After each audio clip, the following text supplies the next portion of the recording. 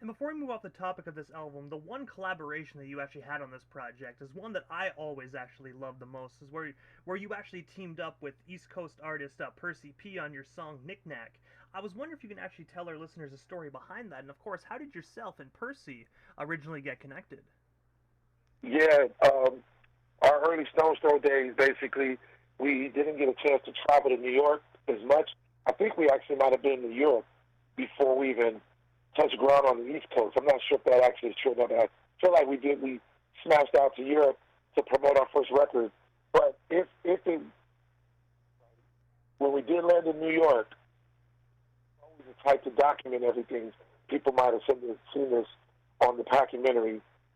Our first trip to New York, we actually encountered, but even though we respected him, it wasn't about somebody you idolized. It's just crazy because in LA, we would always play groups, folk music, jazz music, as well as East Coast music.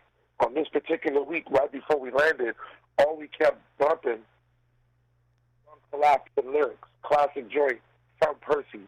So to us, it was kind of weird that we're literally playing it. You know, obviously, Percy's too crazy for you to memorize it with his lyrics. So we're just listening and just vibing.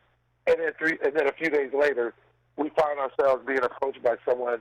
And like I said, he was even humble when he approached us. And this is the clip that we start off. I was so caught off guard. I was like, yo, we're doing a documentary. We want to put you to appear first in the documentary before you even see the Lootpack in our own documentary. And it sparked a whole conversation of it would be dope to get you out in L.A. And, you know, we didn't know, though, it would be for a WildChild project. We just thought as a crew, whether it be Lootpack, myself, Metaphor, whoever, we just thought somehow one of us was going to work with you.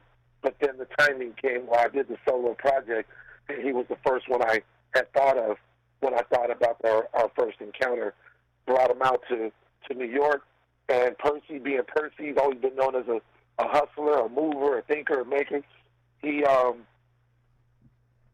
song with him ended up being the same time period where he was able to work with Dilated Peoples and Jurassic 5, I believe, actually, and Big Daddy Kane. So that led to him moving out to New York.